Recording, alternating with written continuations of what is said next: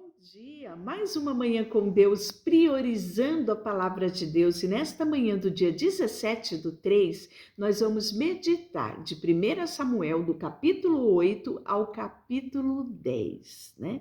E no capítulo 8, nós vamos iniciar sabendo que Samuel já era idoso e que os filhos, né, dele tinham sido, os dois filhos mais velhos tinham sido nomeados juízes sobre Israel. O nome deles era Joel, o mais velho, e Abias, o segundo mais velho. Só que olha que notícia triste. Julgavam em Becerba, mas não eram como seu pai. Eram gananciosos e aceitavam o suborno e pervertiam a justiça. Coisa semelhante nós acabamos de ver com os filhos de Eli, não é? E o mesmo está acontecendo com os filhos de Samuel. Os príncipes, né, de Israel,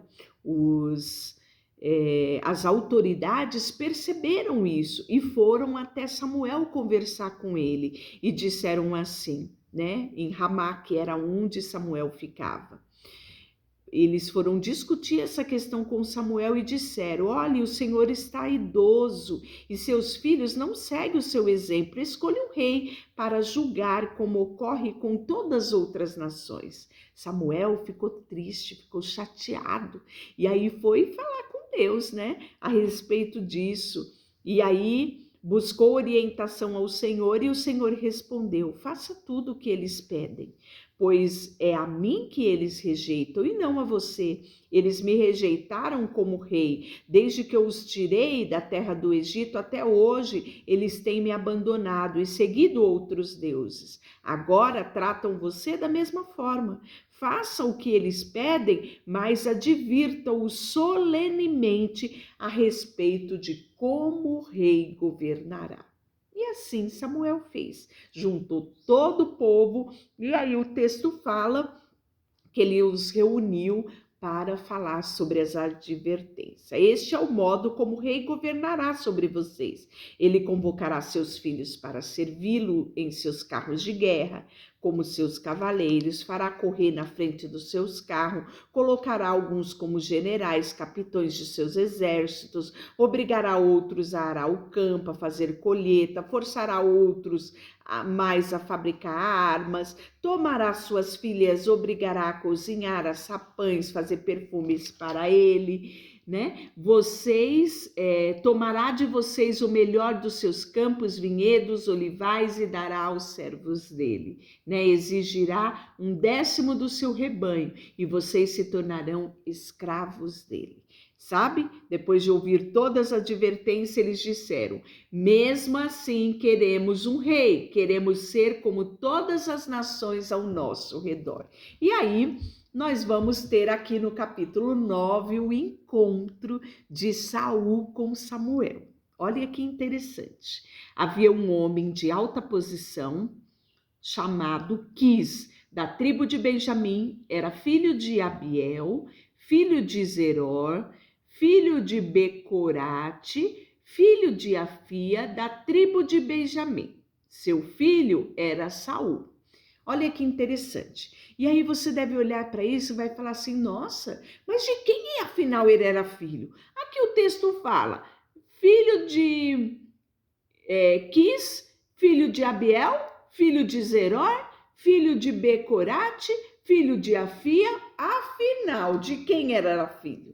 Era assim que eles falavam da descendência, né? Dos ascendentes. Era dessa forma. Lembra que nós lemos muito, né? Em Josué, por exemplo, as clãs da tribo de Benjamim. O que eram as clãs? Eram as famílias, né? As descendências todas que compunham a tribo de Benjamim. Então aqui ele está dizendo que Saul, filho de Quis, tinha um antepassado, né? Ou seja, ele tinha avô, ele tinha bisavô, ele tinha tataravô, né? Então esse era filho, tá falando dos antepassados, né? Qual era a origem de Saul nessa descendência? Então era assim que eles tratavam, né? E o texto fala que ele era mais atraente de todo Israel, era tão alto que os outros chegavam apenas aos seus ombros, né? Então, certo dia, a jumenta de Quis, que era o pai de Saul, se perdeu e ele disse a Saul: leve um servo com você e vá procurar a jumenta. E assim foi feito. Saul saiu e procurou, caminhou, e ele caminhou tanto, passou por vários lugares e por fim, né, ele já estava bem longe de casa, na região de Zuf, e aí ele vai dizer ao servo: vamos voltar para casa, não quero que o meu pai fique mais preocupado comigo do que com a jumenta. E aí o servo dele teve uma ideia: não, olha, nessa cidade tem um homem muito conhecido. O texto fala que o povo daqui o respeita muito, pois tudo que ele diz acontece. Vamos procurá-lo. Talvez ele nos diz para onde devemos ir. E Saul concordou, né? Caminhou, entrou pela cidade, saiu perguntando, né? É aqui que tem um vidente? Era assim que eles chamavam os profetas. É aqui que tem um vidente? É aqui que tem um vidente. Olha, você continua reto aqui que você vai encontrar com ele. Só que ande depressa, porque hoje é dia de ele oferecer sacrifício, é dia de adoração, é dia de muito trabalho. Então, se você for rápido, você vai conseguir encontrá-lo. E assim, quando chegaram à cidade, entraram pelos portões e Samuel vinha em direção deles, subindo para o lugar de adoração. Olha só, no dia anterior à chegada de Saul, o Senhor tinha dito a Samuel: amanhã, por volta desta hora, enviarei a você um homem da terra de Benjamim. Você o ungirá para ser líder do meu povo. Ele os livrará dos filisteus, pois olhei para o meu povo com misericórdia e ouvi o seu clamor. Então, quando Samuel bate os olhos em Saul, ele já sabia quem era aquele jovem, que apenas procurar uma jumenta foi uma desculpa, na verdade, né? Coisas que Deus faz para que ele fosse até Samuel. E aí, ele olha para Samuel, ele não sabia quem era Samuel, e pergunta: eu estou procurando um vidente, você sabe aonde eu encontro o vidente? E aí Samuel diz para ele: eu sou o vidente, eu sou o profeta, né? No versículo 19: suba adiante de mim até o lugar de adoração, ali comeremos juntos pela manhã e eu lhe direi o que você deve fazer. Com isso, Saul ficou admirado. Por quê? Ele fala assim, ó: mas eu não sou apenas da tribo de Benjamim, o menor da tribo de Israel. A minha família é a mais insignificante de toda a família dessa tribo. Por que o Senhor fala comigo dessa maneira? Sabe por quê? Porque quem ia normalmente, subia com o sacerdote para esse momento de adoração ou para comer com ele, era os homens da tribo de Levi, a tribo dos levitas, a tribo da ordem sacerdotal, e não um homem da tribo de Benjamim. Então Saul se admira com aquilo, já acha estranho aquilo, né? Mas Samuel não diz nada a ele. Chama ele, né? E o mais interessante, deu a ele o lugar de honra entre os convidados. E aí, né? O texto nos fala que ele separou, disse ao cozinheiro para trazer o sacrifício e colocou diante de Saul, né, a melhor porção, dizendo: reservei esse pedaço para você desde que decidi convidar estes homens para a refeição. Então, ou seja, Samuel aqui deixou claro para Saul que havia um propósito muito maior que encontrar uma jumenta em aquele encontro que eles estavam tendo.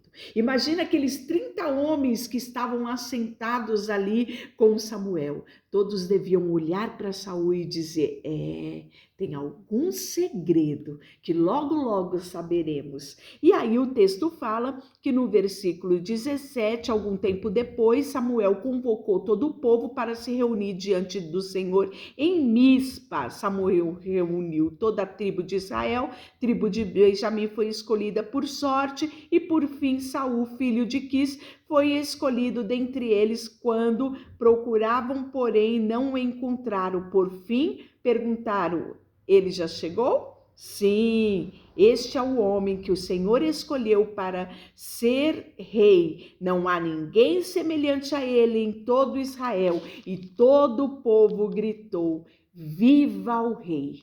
Há um texto anterior, no capítulo 10, do versículo 6, que diz que o Espírito Santo, ele encontrou com alguns homens que desciam do lugar de adoração, e esses homens, né, estavam profetizando. Nesse momento, o Espírito do Senhor virá poderosamente sobre você e você profetizará com ele, será transformado numa pessoa diferente. Foi assim que Deus escolheu Saul. E o texto fala que assim que Saul virou para partir, Deus lhe deu um novo coração. Que coisa extraordinária! Muitas coisas vamos usufruir nos próximos capítulos, aprendendo com essa trajetória de Saul, né? Temos aprendido na trajetória do caminho aqui de Samuel e agora vamos aprender um pouco mais com Saul. Deixa eu orar por você, Senhor, nesta manhã. Queremos, sabe, nos colocar diante do Senhor e pedir que o Senhor venha nos transformar, como o Senhor transformou Saul, deu a ele um novo coração e o teu Espírito entrou nele e fez dele um novo homem. Que o teu Espírito entre em nós e nos faça segundo o teu querer e segundo a tua vontade. Em nome de Jesus, amém. Deus te abençoe.